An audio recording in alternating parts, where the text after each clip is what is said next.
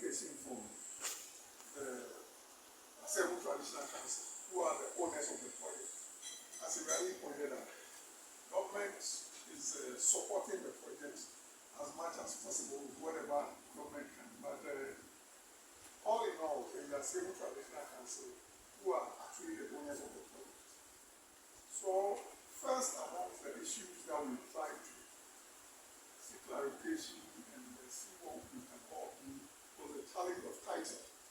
We got to know that there were a lot of people who acquired interest in the but are not able to register their documents at the land title registry or land commission because there were some challenges. So that was one area that we discussed. Secondly, we did look at the administration of the project itself, the secretariat that has been set up, the competency of the secretariat that is able to address issues and matters that concern people. Thirdly, we looked at the security of the whole administration, the whole project, and then finally we looked at the infrastructure, how we are going to get the best infrastructure, how we run through the project to make it good for each and every interest group. Now, on the land title registration,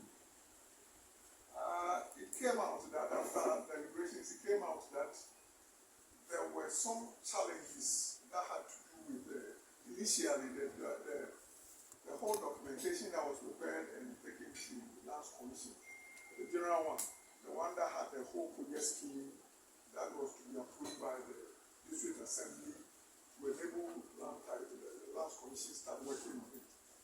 And secondly, we were made aware that the Asebu Traditional Council itself had not initially registered their interest, so that at any point in time, if you take your document to the Lands Commission for registration, it bounces back because then there's no foundation for the document that you have. Nana assured us that currently the scheme itself has been approved by the District Assembly, and now the scheme has been deposited with the Lands Commission. And no, there was a fourth key aspect which had to do with litigation of the land, which was creating some insecurity because some of people on your land to develop and some other guys who pop up to indicate that this land doesn't belong to the Traditional Council. So we looked at all that. So one, we've been assured that the scheme has now been approved and same has been deposited with the Lands Commission. And for that matter, we are working on it, and very, very soon, documents that have been issued out will now pass for registration. Because now the scheme has been issued out, and the title to the area has now been placed in the Traditional Council's name and the Lands Commission. So we are sure that that is a challenge that has virtually been resolved, and for that matter, very, very soon, we'll start the registration processes we go through. That is one. The litigation, yes, Nana made us aware that yes, there was one family which claimed that portions of the land that had been allocated to the scheme was their family land, and for that matter, they should have been consulted before it was brought onto the scheme. So they tried resolving it amicably within the family. That didn't work. Eventually, the matter has landed in court. And the family tried to injunct the whole project. Went to court for an injunction to restrain development on the land. And Nana assured us that the motion has been moved, and the ruling is that the scheme or the project cannot be injuncted. It should go on as it is, and the matter of title between the Traditional Council and that family will be settled later. So that assurance has been clear. We looked at the registry, that is the administrative structure, and the structure that is administering the whole project. Who and who are there, and how are they administering the project? We got to know that there's a lady called Florence. The they have an office manned by a lady called Florence, and that there are some others. There's one, you guys, Baron, who also assists in the office in putting together documentations as well as addressing problems or challenges that comes out with regard to people who have acquired parcels over there. Now, in all these, the bottom line also came to infrastructure, roads, pipe, bond water that will flow through the property, electricity that will flow through the property and stuff like that. To be frank, at the inception of the project, the president did add one outfit of government, that is coastal development belts, to the whole scheme. And what they were supposed to do for us was to help us in developing the infrastructure of the land. They have not been forthcoming in what was promised. And for that matter, when it comes to infrastructure, we can see that it's a bit lacking. But even when we went onto the land, we could see that bulldozers have been brought onto the land to clear roads, and we saw electricity poles across, and people who have completed their projects have connected into the national grid and stuff like that. So Nana is doing what he can in his own small way to make sure that the project proceeds as promised to the whole world. What we promised Nana is that, and one of the reasons why this delegation came was to find out precisely what is happening on the ground, get back and meet the powers that be, and see what help we can bring to bear on the project to make it what we promised the whole world it will going to be. So first and foremost, with the administrative structure, we are going to bring in professionals to augment the office, who are there. We know when it comes to building and construction and real estate projects, it boils down to a lot of technical professional men manning the office. I'm not saying Florence is not doing a good work, but this has to do with surveyors and professional surveyors and lawyers and technical people, architects and stuff like that. That clearly is lacking at the office. So we are going back, we are going to put together a paper presenting the powers that be and make sure we populate the office with these professionals who make sure that whatever technical challenges come up are addressed. And secondly, we demanded for documents concerning all the areas that are not claims presently, all the challenges that have been resolved. So, for instance, we asked for documentation of processes that have been filed in court concerning the litigation matter, and even the ruling that has been given that shows or indicates that development can continue whilst nobody should stop anybody from developing, but the area of title to the land will be settled later by the court.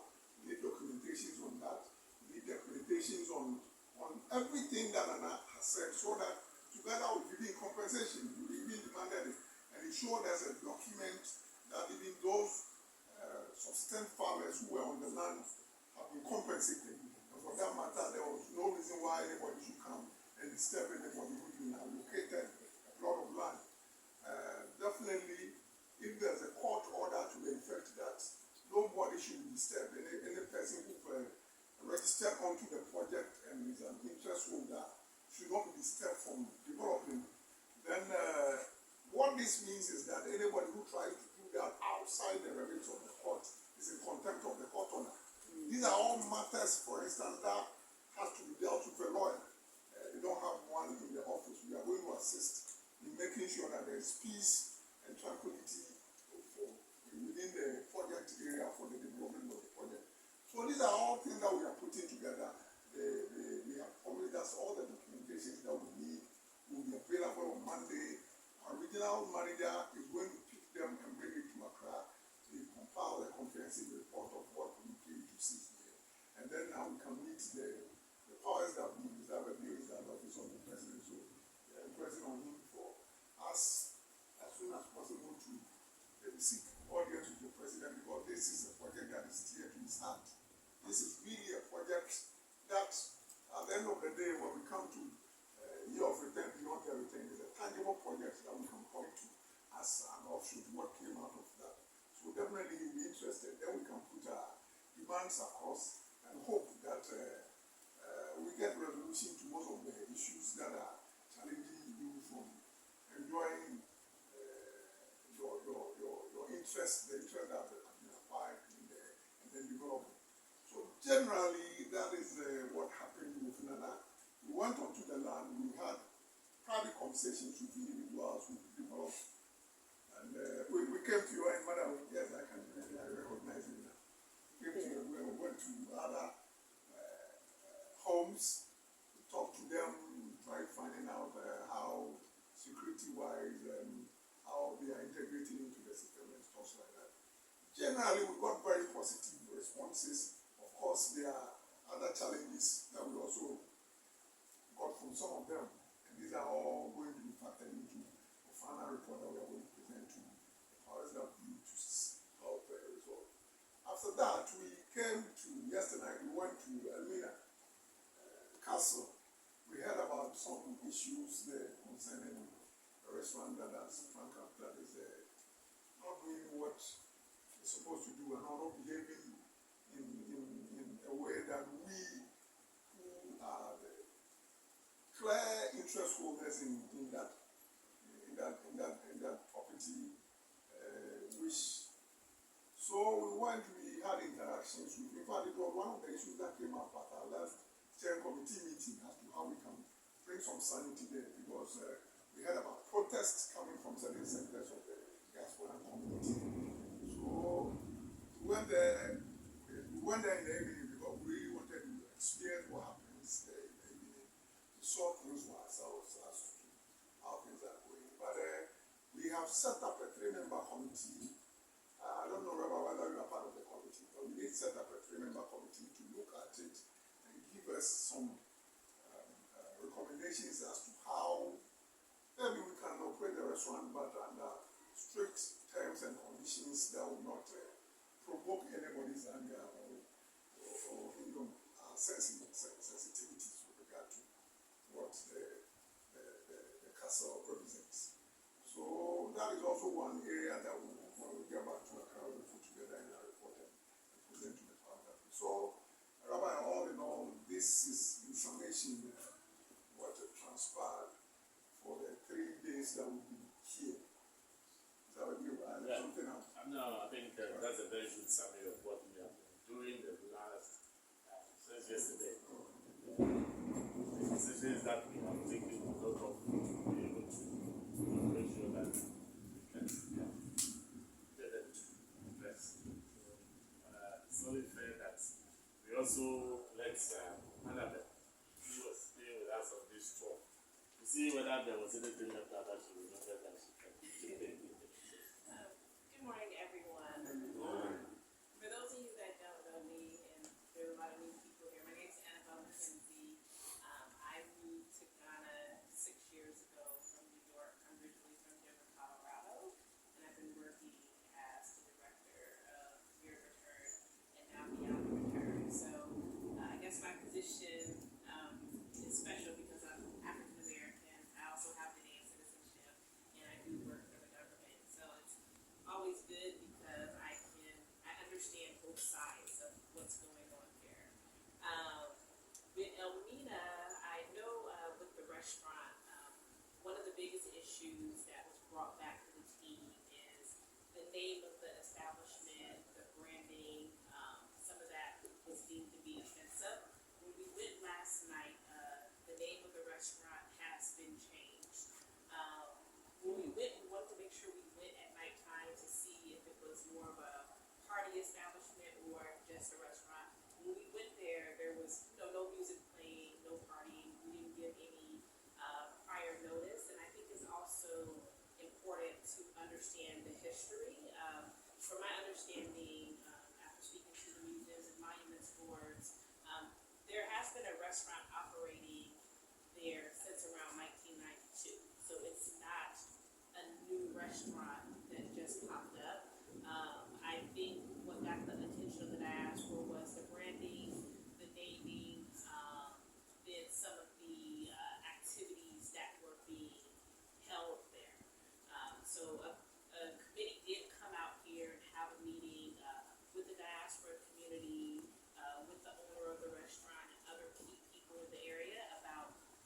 weeks ago, and out of that, a joint statement was released. I'm assuming the statement was shared with everyone by your leaders.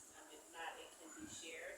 And now, as the lawyer said, we will move forward to come up with a plan so the restaurant can operate in a respectful way.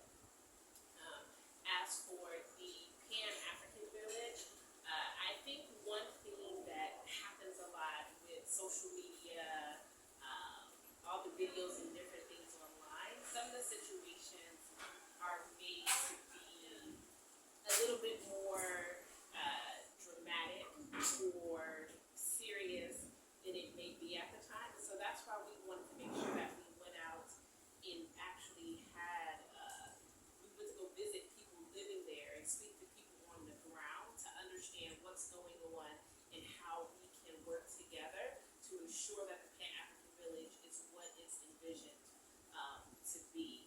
I think in general that we all need to work a little bit better on communication and how information is provided to the diaspora community and how information is fed back up. And so that's something that my office will work harder on, bringing all the different groups together. Some people don't even belong to a group, but they should still get the information that is needed for these different projects. And so I just want to thank everyone for coming out in this weather to meet with us. But do know that, the government of Ghana, Diaspora Affairs Office of the President, Ghana Tourism Authority, and all of the agencies and authorities are there to ensure that the diaspora has a good experience in Ghana. Thank you. I think, before we get to questions, please, if you don't mind, yesterday's trip was not just us coming from Accra and going all over to find out. We were, as I mentioned, on the same, investigative exploration with Rabat. So, Rabat, from your perspective, so meeting at the DNB, if you have anything that you think has been left out that you want to mention, this is the time before we actually go to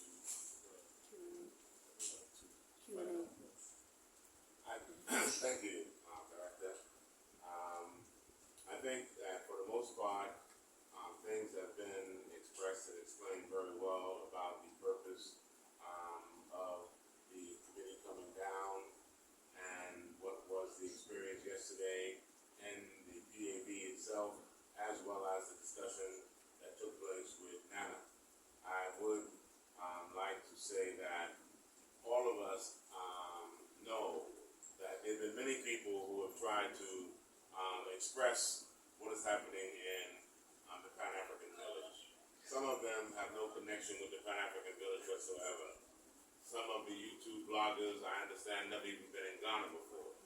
There have been accusations that have gone out around a tension building up in Ghana with the African Americans taking land from indigenes and displacing them, even threatening indigenes with weapons. And so this portrayal that has gone out has not served well to speak to the reality of what's going on the ground. And of course, because of that, it was important that members of the team from the Beyond the Return and from government was able to come down on the ground, hear from you, see for themselves, hear from Nana, so a proper explanation can be put forward confidently to the public to take control of the narrative, not to react to any of this, because it won't stop, because the mission that we have embarked upon is a historical mission, and there's no way in the world that we can go forward on a mission like this without challenges, manufactured challenges as well as natural challenges. And we know there were manufacturing challenges, without going into detail, those who would never want a project like this to work. So we don't have to act like we're naive in a mission like this. We have to act like we have courage, which is what brought us here. And that courage has to be able to increase our confidence even in times when we're in a storm. So it's not by accident that we get thunder and lightning and rain, because we're still in the middle of a storm. But we still have the confidence to be here. And the presence here of this team is to reinforce that confidence, that you have not been abandoned, you've not been left on your own, to hear real challenges, because we can't come up with solutions if we don't know exactly what the real challenges are that are that are facing you on the ground.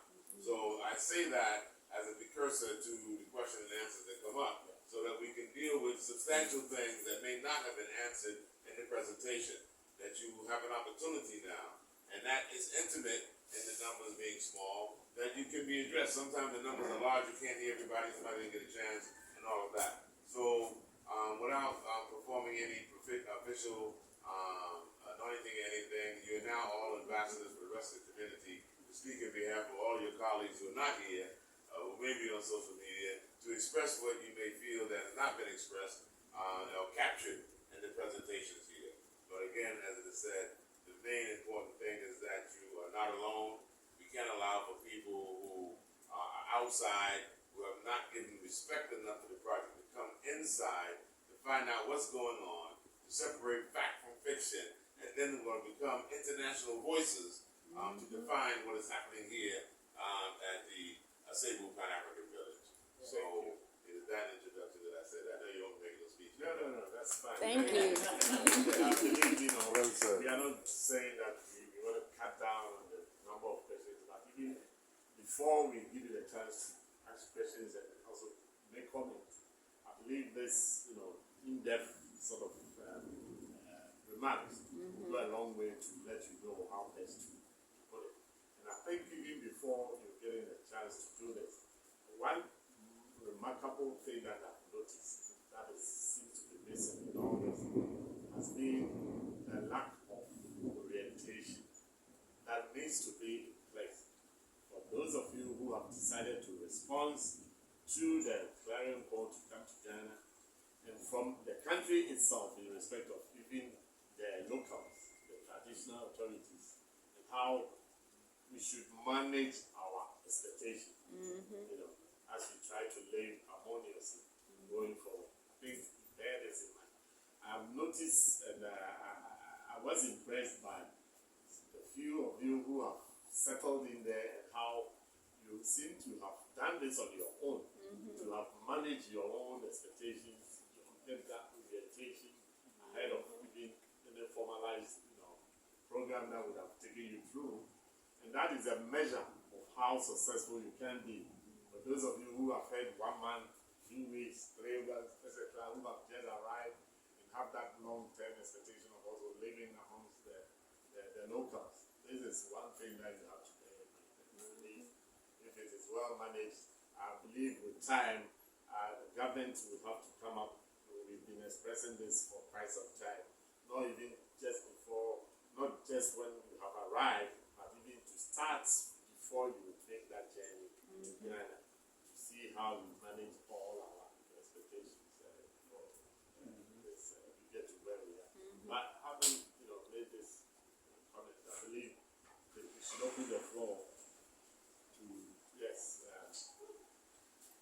for us to address some of the issues that perhaps are not on the radar that we think we should look at. You want to start the ball rolling for us? Sure, I definitely will, not a problem. Yeah, my name is Richard Shabazz. I was the first president of the Followers Association. So I've met with the family before. I've met with the chief quite a few times, run by quite a few times, some different issues that we've had. One of the issues that we've always tried to get an answer on from the chief is what does $1,200 actually cover and pay for? And now I'm asking that again because with you saying that there's going to be a lawyer and another team is going to be Assistant Florence, who's going to actually pay for that? Is that got to be something that we're going to have to acquire again as diasporans? Because the original price was $700 and it went to $1,200. And from the chief standpoint, it went to that price because of the different things that had to be added on with people wanting indentures. So now that we're asking for this other protection and another level of assistance, who's going to pay for that? Would that be something that we'll also have to acquire as the diasporans? That's my first question for Asebu. My second question is for the dungeons. I was at the meeting as well. What's going on at the dungeons with the restaurant?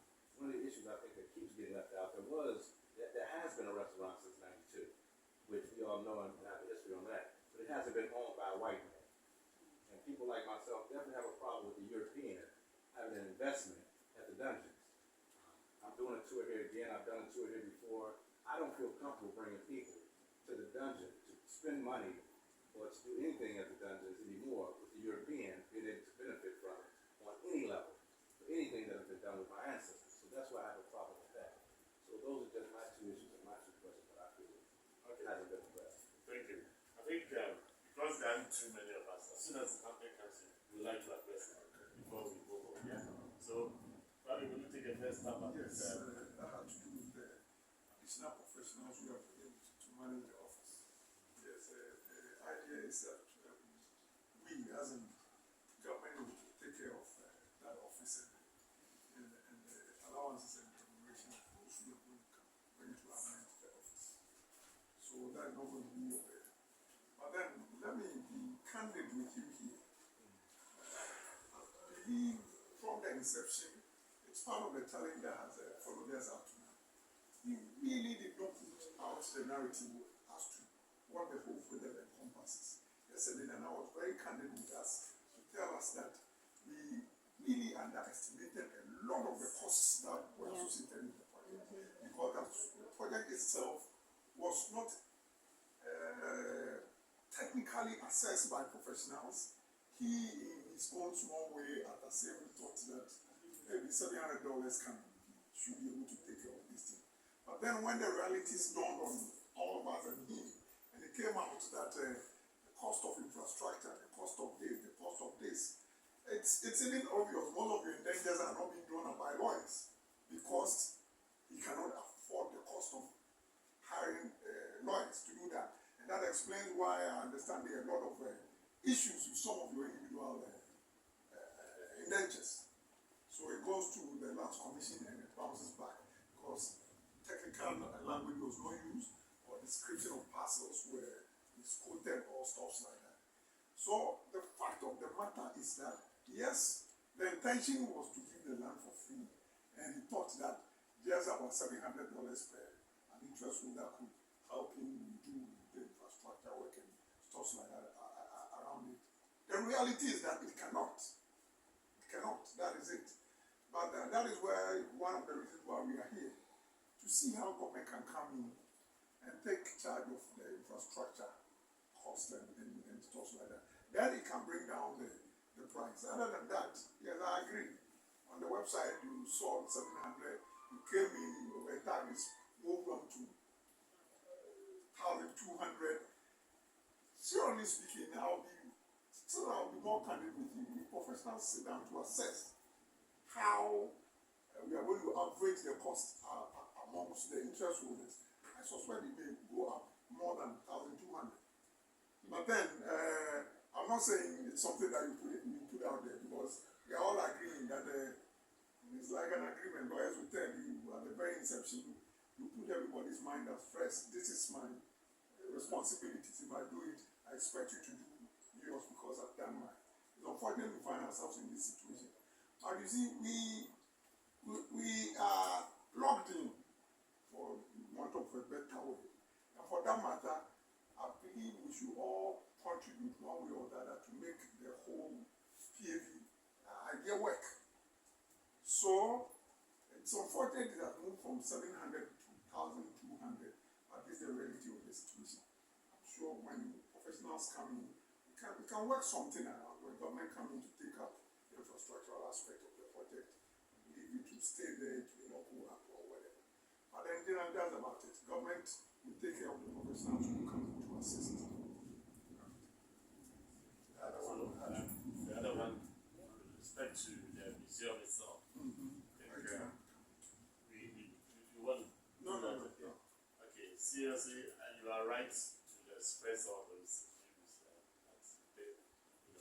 Yes, the ownership by the white person makes it an order.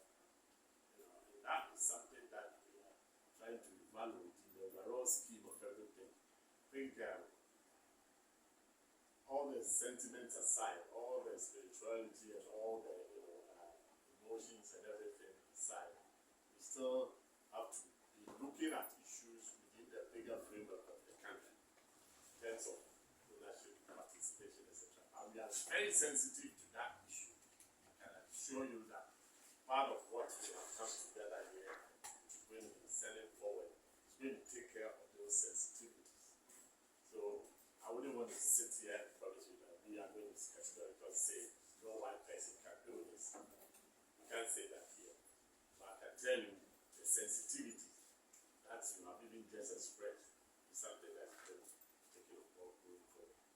make sure that one, we have already started with the name and how suddenly we thought it should be addressed. In terms of business ownership, look, I can tell you, let's be honest with ourselves. A black person can be standing there to say, this is my business, and the next thing you know, so let's be careful as to how we deal with it. I thought it is not going to be as simple as making that, have a fast food that this can be this, this can be that. You give it to the appropriate people to come up with the appropriate sort of knowledgeable solution. But trust me, we are here to convey the sentiments, the things that lead to the spirituality of the whole place that we know for what it is forward to get a solution that meets everyone's desires. I think it's also important with that to state that with ownership, from my understanding, the gentleman Kevin is Ghanaian, and he brought in the European gentleman to help do the operations. And so I always think it's important maybe to have all of the facts and how stuff is structured, but that's from my understanding. It's a partnership, not that the European gentleman is the leaser of the restaurant. And I wouldn't call it ownership, it's a lease that I believe is renewed every 5 years. And so it's not as if they have the restaurant leased for 30 or 40 years. Like I said, it's had multiple operators at that particular restaurant. We were also told that, going back to your point, that a black person can be put in a position where a white person is behind the actual owner, which we know is the case because we were actually told by the commission that came down that when he originally spoke to them about the ownership of the restaurant, the white man Lamont was never ever mentioned. Right. You understand? It's not just that he's a white man. We have history of him being a racist white man in his other operations towards black people here in Ghana. You understand? Putting black people out of swimming pools and different things like that. So we have that on record with the individual who was at that meeting at that time who brought people there, and she was a part of the group that was put out of the pool by them. So we have a history of this side of that story as well. So those are the concerns that we have with him being the owner, or him even being a part of the partnership. So the overall concern that we have is that we are going to, or what we've taken note is this concern that you have expressed, that we are going to use to eventually, have that finality to this issue. Trust me, we are taking good note of it. Our lawyer here is recording everything and we are definitely going to address it. Before you actually come on board with a follow-up on this, let me again come back to the issue that you started with, and then which has given a very thorough explanation by the lawyer, to also link it up with what I said earlier on with that, orientation and expectation management, which is basically another key aspect of what we explained. We know, like he said from the beginning, how quickly this has been put together. But it was on the back of the overwhelming support and interest that the president had generated with the year of return that the traditional authorities had jumped on board to say, oh, I've got land offer to, let these people to them. So, really speaking, it hasn't been something that, people have met, closed doors, planned, executed, this. Of course, we came to the US, like I pointed out from the beginning.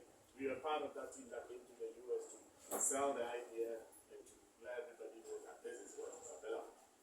But the expectation that you need to manage is, one, view of what you have experienced elsewhere and what the real experience is in Ghana. You have to be able to, kind of measure it in a way that it doesn't. We are not saying we don't have to operate at that highest level, just as it pertains everywhere. But let us also manage our expectations a little bit. Like you said, that initial figure that was put out, which was going to deal with everything. While living in Ghana, you can tell that the traditional authorities have no source of any serious income. they can't be responsible for making sure that the road network, the infrastructure are in place. They were hoping that the government agency would actually assist them. Our assistance hasn't come the way they expected it. Part of this same 700 that they have tried to take is now being used to even do other things other than perhaps just even going straight to say, I'm registering it, I'm doing this, blah, blah, blah. So you can see where some of the issues have started from. And that is, unfortunate. But as best as possible, this is why we have come to see how working together we can, review and address it going forward. Thank you. Thank you. I had a question. So, I see two hands. Is it on the same issue? This Yeah, one. this one first. Yeah. Let's go from here to there. Yeah. Okay, so thank you so much for recognizing me. So my question is, as we all know, no offense, please, and please don't take this in any way, but from a standpoint when you're working with the government, there is a lot of slackness and a lot of lack. And so how do you anticipate coming into the office space and being able to work cohesively and consistently according to the demands of the people that are coming? Because we've had negative experience working in a government perspective, particularly here in Ghana. Everything is very slow and very hurry up and wait, and we wait forever. And so I'm trying to just to get some kind of an understanding of how the office will be flowing, and we'll be able to have, as you say, professionals that are going to be consistent and being able to work cohesively and being able to fulfill the demands. I think this is more for clarity. Okay. Okay, madam, thank you. What is going to happen is this. The reason why we are bringing these professionals to argument whatever in the office is what is the challenges in there. And I know they are doing their best, but they are not technically seized with ways and means of dealing even with government. Yes, I agree. With regard to government, there are a lot of laxities and red tapeism that may take forever to get anything done.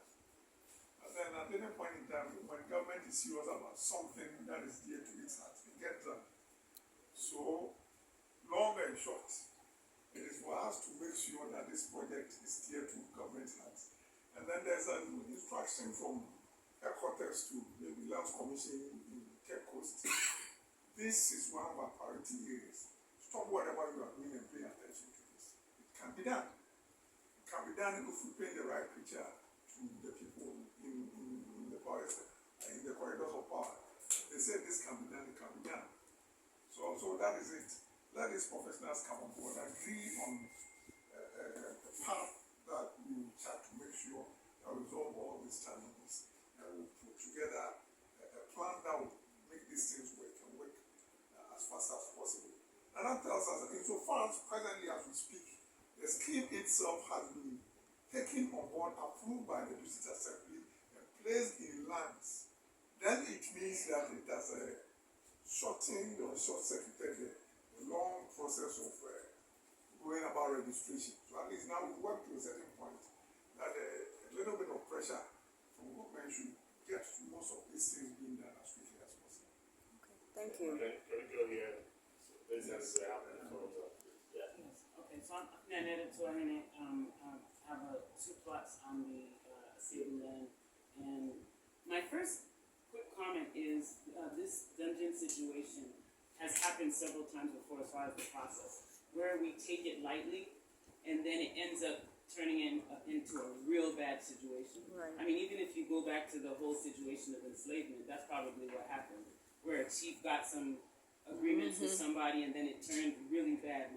And so I think we have to really look at that when we're talking about this dungeon situation to make sure that we're holding ourselves accountable as Africans when we're dealing with white people.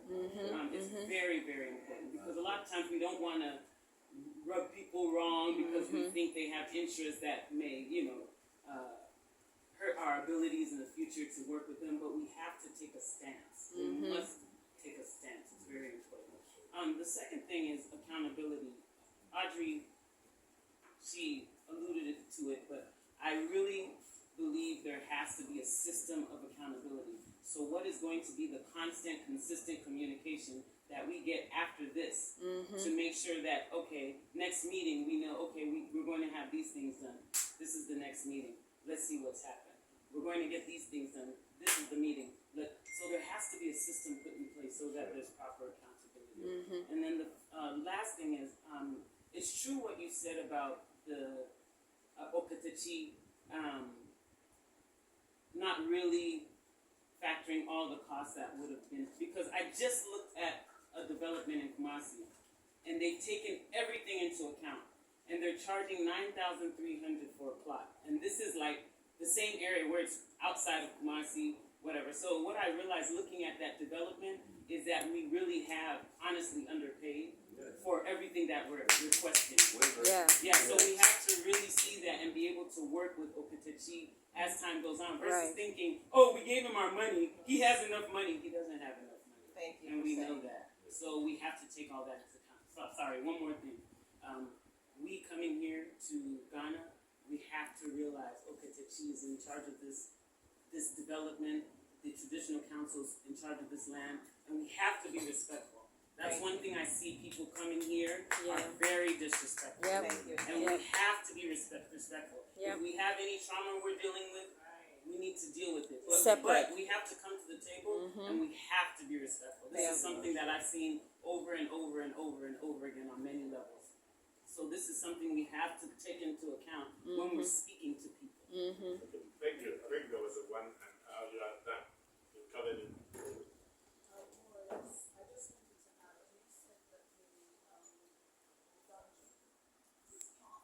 So everyone knows the different things that are going on. And yes, we spoke. I spoke. The gentleman that was there last night was the actual Ghanaian that was the partner. He came to the restaurant to meet with us. Well, the sign says restaurant, so I'll go. So remember I was telling you guys all of that branding has changed. And so the castle gates being there, I said that it's very offensive. It shouldn't be there. And so I don't want you guys to leave here thinking that we don't think the things done weren't offensive. As for timing, that is one thing Ghana Tourism Authority and the committee is looking at. If you're there for the tourists and the people that are coming, then your hours should match with that. So everything that you guys are saying is correct. The reason I was just giving more information is because I get a lot of calls from the diaspora living in this area, and they have a need for more detailed information. And so that's why I just always try to put out everything that I know. It's not to combat what's being said, but some people here feel like, I don't know how the leadership structure works within the diaspora community. I don't know how information is being filtered down, but I get a lot of phone calls where people say they don't know what's going on, and the leadership within the diaspora is not sharing information. I don't know if that's true or not. I just always try to share everything I know because that's what people want to know. So I'm not combating anything that you guys are saying. Thank you. Yes. She had her hand up for a while. I think it's important to also note that December had one of the highest numbers of tourists coming in the country of all the months in the year, and that there were a number of large contingencies of diaspora groups that came in. Some of them were shocked to see when they went to Almena, the signage and everything. They weren't here long enough on a 10 or 14-day tour trip to make contact with some of us on the ground. So they went back with their own impression. What was going on over there? There's a bar and grill in the Almena Castle. And what are you on the ground doing about it? It's, so there was a reaction beyond the resident community. Not that it reflects our emotions, but it went out. That's where the whole idea of the 6 feet of the thing is out there, because people went out there with the impression that, look what this thing has happened. I went over to Almena and I saw these signboards, I saw this. So they're anxious, not just the resident community here. People are anxious outside to see how this unfolds.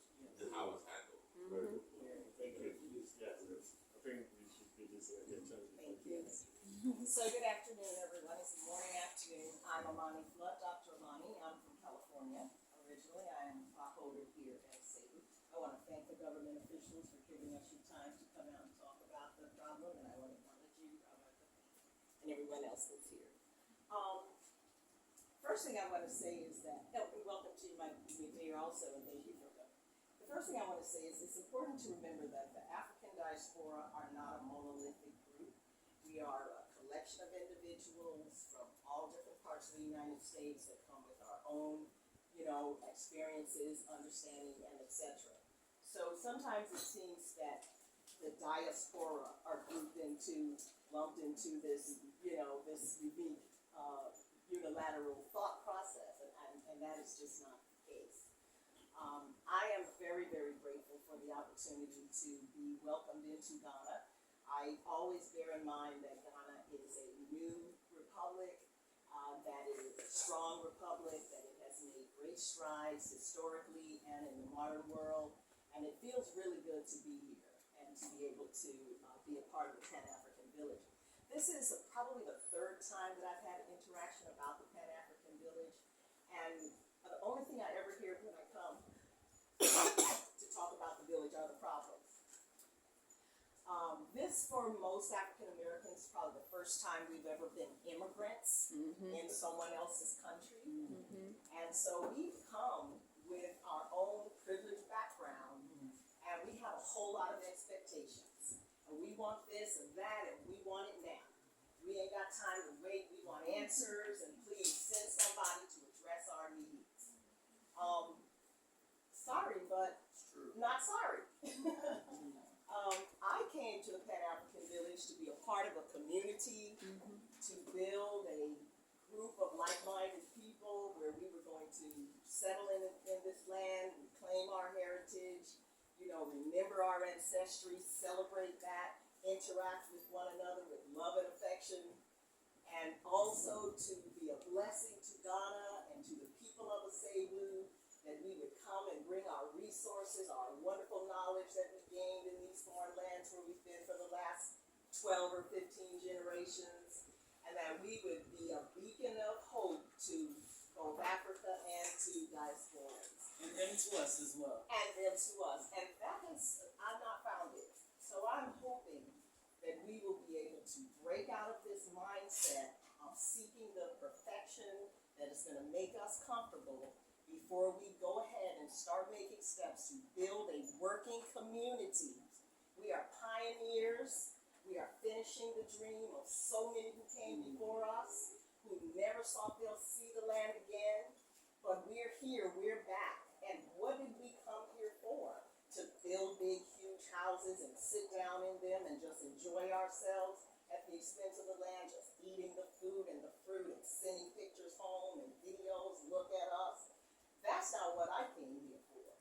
I came here to attack the city of Asebu. I came here to, as I said, interact with my brothers and sisters. I don't see any reason why in these countries where we've lived for so long, we have seen huge developments and all kinds of resorts and buildings and infrastructure and everything else. What did we come to contribute with? Are we just here with our hand out to the government? Give us roads, give us lights, give us this and give us that. What work are we going to put into that? What money and funds and resources are we willing to bring to bear to make this project work? That's my question. I would love to hear someone else's positive ideas. How do you want this village to look and act? Do we really just come to complain all the time? Right. Say that again.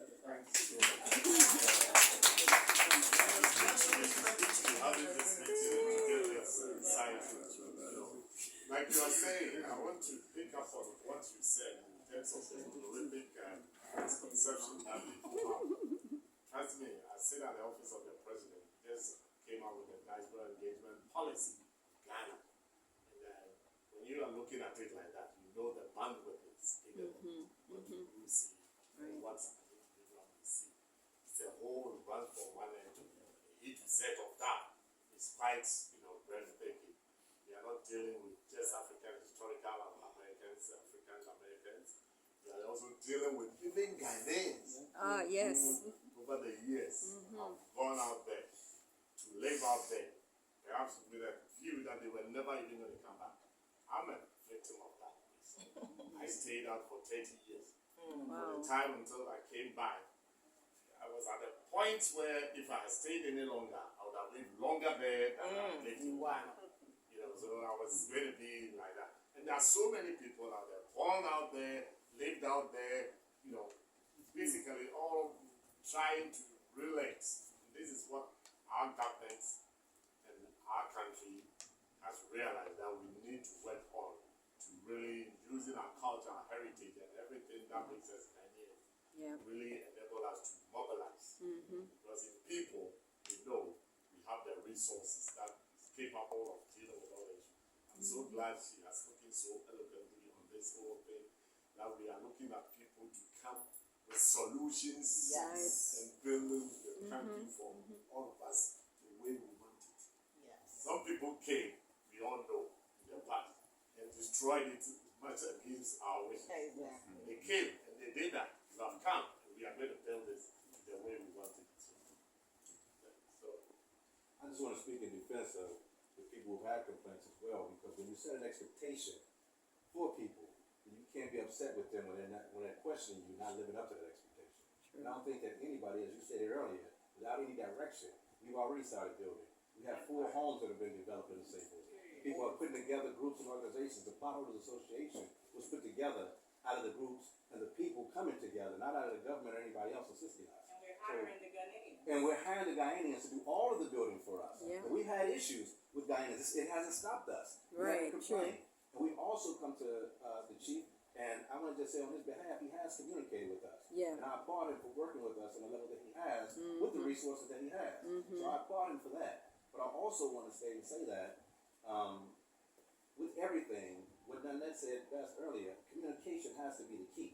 And that's what we've been left out as diasporans. No one has communicated to us why the price has gone up. Nobody has communicated to us that the chief needs more money. Because in our group, our secretaries have put together different programs to where we're actually raising money to build the roads ourselves. So we haven't just sat around and complained about different things being done. We've talked about and discussed putting our own money forward to make this village possible. Because we don't want to go back to America. The difference between us and every other group that come here, the Chinese, the Lebanese, is that they come and they take and go back. We come here to stay. We don't ever want to go back. Right. Ever. When we go back to America, we all come back here complaining hard about how we ain't having to go back. Right. We don't ever want to go back. Right. You understand? So we're not here to complain. And we're not here to just say everything that's bad, bad, bad. There are plenty of good things that are happening. We're having great relations with the people in Asebu. Our brother Steve Coakley, when he threw his event to celebrate the opening of the think tank in Asebu, he invited the whole community, and we all partied and ate together. Right, There were no right. issues. And the family was putting up signs at that time when he was putting the event together. That's he true. went out there and talked to them personally, and they actually started to come and join the party with us. They took the signs down and all of that. But I want to make a point. When I met with the family, their main point to me was the reason that they were doing what they were doing was to agitate the king. So they were using us as a pawn. And my point is, we have to be a protected group. We all know the history of things that have happened in the past in different countries and different other villages, even here in Ghana. Yeah. So we have to be a protected group in the sense that nobody should be able to come and intimidate us and make us feel a certain particular way, whether we spent $0.25 or $1 on a plot. True. It's an agreement that was made. And we got to be able to come home in peace and be able to deal with each other in a peaceful way. And again, that starts with open communication. That's all we're asking for. No one We're not from the complaining. diaspora community has communicated with us as newcomers, so we can also look in the mirror and wonder what is the diaspora group doing on the ground, because so many of us just landed here, no one came to shake our hands, say hello, welcome home, come to my house, have a cup of tea, sit down, here's how you get this, here's how you do that, nothing. So there's also accountability on that side. Well, that happened for me. Kwame Toto actually did meet with me and met with others who I've gotten plots for. He actually did meet with Certain them. people have Get met them with on us, the but hand. not officially. Kwame Toto actually took me out on the land, and this was before anybody was building out there. I have footage and documentation of it. He took me That's out two on the land different when it was just experiences, Byron out yours there. versus mine, but they're both No, I'm talking valid. about documentation of the house. Thank you. The director mentioned something earlier in terms of something that had not effectively been put into place, but a very important part of this program was the orientation. There was something laid out to how it is that we get introduced, even as a plot holder in Asebu. And unfortunately, it has not been on course, but it comes with a proper introduction, proper welcoming, proper orientation, so that people are feeling that they have a connection and a bridging coming in. So it's something we'll work on. Also, we have a coalition of associations and organizations of diaspora groups who work on the ground here. And so we have to tighten up who those associations are, organizations are. We have Craig here in the Central Region. Today was a Craig meeting. Craig is Central Region African Ascendants Association of Ghana. Ascendants in that we refuse to be called descendants, but we're no longer descendant. We are ascendant. So that is Central Region. Asebu's in Central Region. That is our plug in terms of how we interact with one another here, so that we are not estranged without association with other brothers and sisters who are in the area who come from the diaspora and trying to make their way here, whether it's Asebu or other areas in Central Region. So we have to learn our joints and how to connect ourselves to better utilize the facilities that are on the ground. And we can all contribute to making that more effective, so that some of these issues can be addressed outside of it being a government responsibility, and how we communicate with each other more and better and more effectively. Okay. Nice. Yeah. Yes, I do have a few things, just to go back to the Pan-African Village and some like administrative things that I thought about. One of them is that I had a family come to me a few days ago, and they just happened to see me on YouTube, so they came to my house because they had no Direction.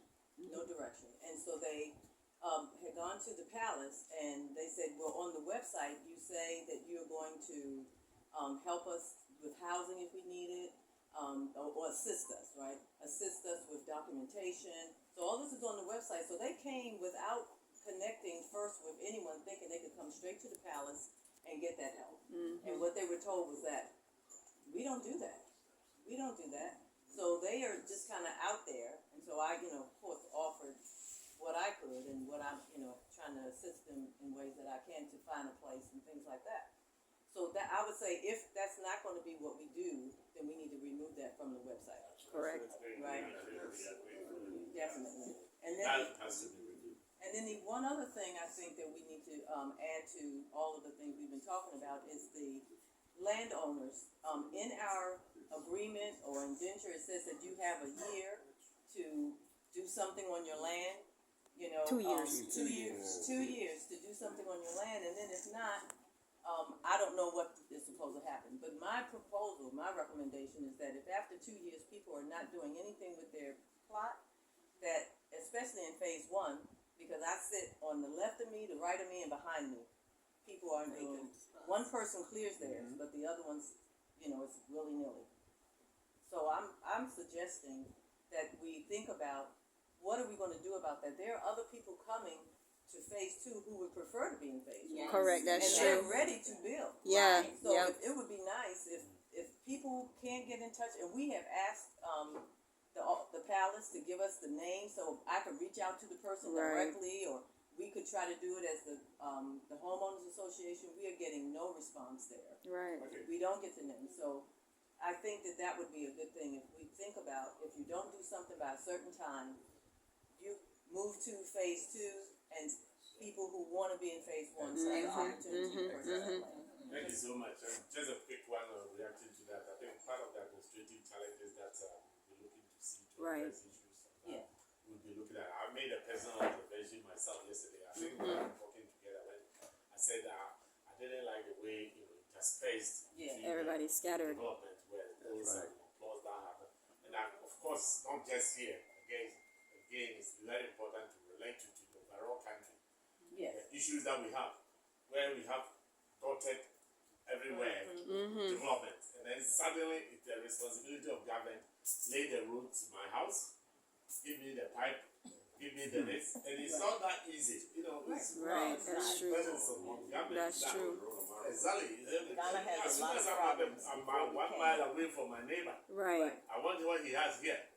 The Yes. network, the road, the pipe, everything. Exactly. Yeah. I just wanted to point to that. A lot of people are not building because of all the insecurity they feel. So this is why this is so Yeah. important. Because- They, won't Scattered. build, they don't want to put money into something if there are all these issues with Yes.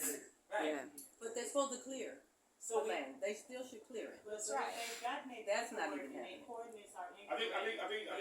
as neighbors, as we chat with them, as residents, we should be able to But I look did. at some of I had these. So my I point, had one more issue. My point is, I'm just communicating what's happening. That's what I'm communicating. Yes, I'm not thank you. debating with anybody. Yes, thank you. Yeah. So I have 20 plots I in the did. first phase. And I have, clients over those 20 plots that won't let me do their construction because their paperwork, their name is so wrong. Their coordinates don't match the video that they went to show me their pillars. And so they're not feeling comfortable with doing anything if we have taken 2 years to get their paperwork. I've since went on to sell 200 more plots, which I've gotten an indenture for, and I still have the people in the Pan African Village that won't let me do anything because they think they're already hearing all of this on social media, what we're doing wrong with there. And then when it comes to me, myself, trying to say, they're fixing your name, they're fixing your name, they're fixing your name, they're just saying, okay, when you get this together, you call me. It's not that they don't want to build, they have issues. Agree, thank you. I think that on a rather different area, in Accra, somebody came to my office recently to draw attention to this same issue that they have. And that basically he is looking at how, because he's used to in America and other places, what they call the indentured insurance, which apparently title is not insurance, yes. title insurance, which is not available here. Right. So this is now come on the table that we need to address. Right. Because I think it's very, very important. People have got that insecurity that has to be addressed. Perhaps that, technicality of how this whole concept of, ownership can be dealt with should enable people to have that confidence. Yeah. So we are not sort of blind to some of these things. Like I'm saying, Ghana as a whole. Yeah. The problems that you have at PAV are just a microcosm. Yes. Yes. Yeah. That's true. That's true. In the country. Yeah. That needs to be dealt with across board. Yeah. Ownership, development, everything. And I can understand how Yeah. most of you are like-minded and find yourself in the same place. And, like Rabbi, like we all are saying, come from somewhere, the expectation, everything is different. The deliver can be, and legitimately, why not? I mean, so that is the challenge. And mind you, it is all, in my view, rather looking to positively affect the country. Yeah.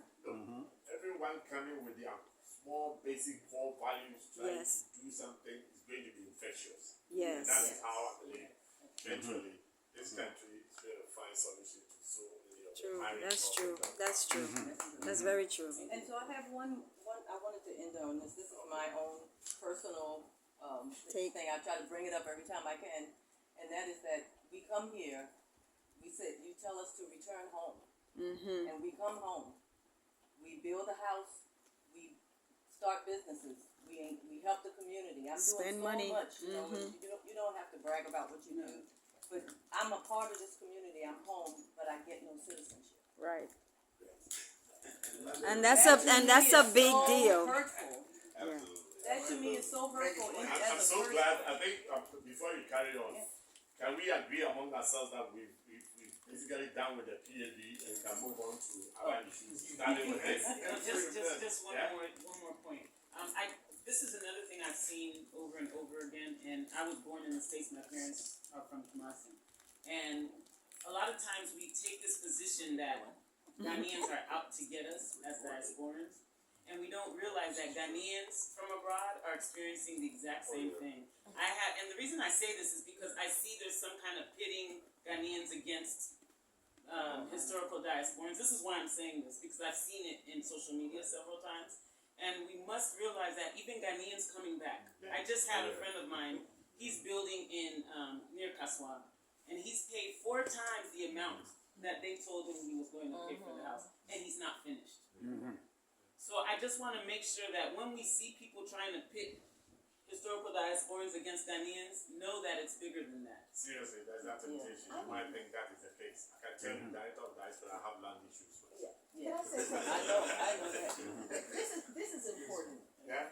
I've heard a lot of I want us to conversation. quickly move on. I am gonna go quick. Citizenship. I've heard a lot of comments about citizenship. Citizenship is a permanent change, and that every country must hold and guard extremely carefully. Citizenship is not something that you earn by doing good. I'm sorry, I have to say it. I've lived in Bermuda almost 40 years. They have a policy of Bermudians first. I do not qualify for citizenship. I have had a foster child. I have lived there as a doctor. I've treated hundreds of people. I've been active in the community. I've been out of Roscoe. I'm not even standing anywhere near the line of citizenship.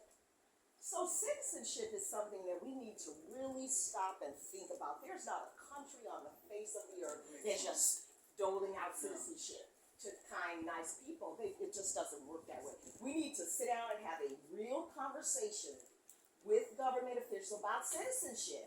Because people come here expecting to get citizenship. I can go ahead and reason. I I have to laugh. I appreciate where you are coming In from. America, I appreciate where you are coming They're from. getting But citizenship. certainly Ghana has a position. we're not getting citizenship. And So but they said I think return that is home. not something that That's- we can that's- even I can sit worry here in my about. home, Thank you. but The I don't have no concerns are citizenship. taking note of, but it's nothing that we can worry And we ourselves have a about. book. Ghana, I sit here as director of diaspora. The last 2 citizenships that have been given, he will tell you, has been the advocacy from our office. We Yeah. gave out the first 126. I remember. And then in fact, the first 26 was supposed to be 252. Right. And then so many of them were not around, so we only gave out 126. And then we followed it up with 139. I Wow, can tell you, that's a lot. we have a clear position on citizenship. And Yes. that, in my language of choosing words, when I have the opportunity to talk about citizenship, which basically lays up about your discussion, that for me, I see historical Africans coming for citizenship as not even asking for citizenship.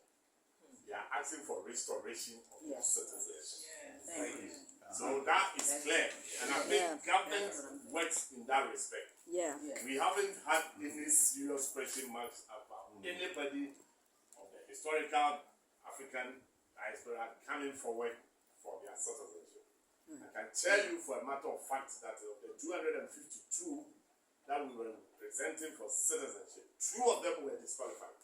On the basis that we were not sure about their documentation as to how they have entered the country. In this current world of insecurity, Right. if we have any serious question marks about saying, for all we know, we could be dealing with an Al-Qaeda person or somebody of some nature, then that is for the security agencies. That's why we do due diligence.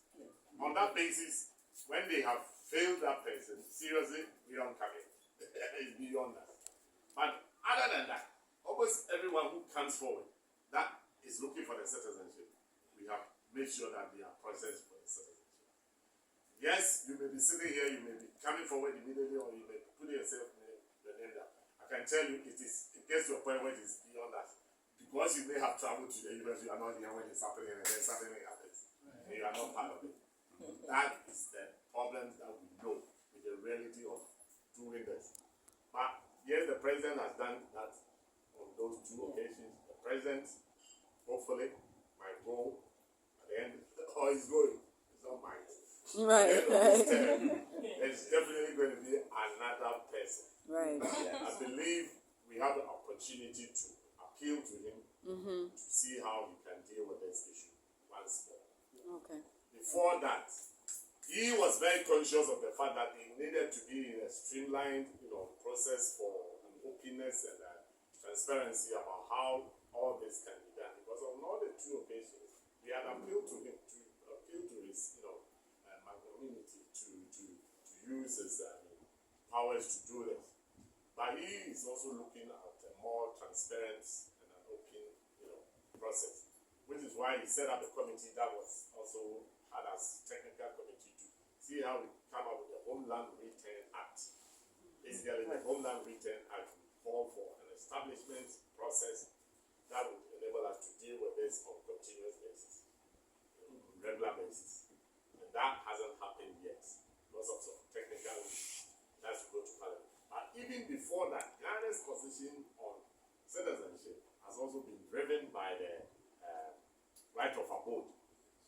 which is basically, if you've lived here for a number of years and have demonstrated that you want to be, you can apply on that basis. Funny enough, it has never been, so many people have refused to utilize it, which is why the president thought we should try and short-circuit it Right, by right. looking at another sort of approach, which is what the Homeland Retainer is supposed Oh, that's good. going to deal with.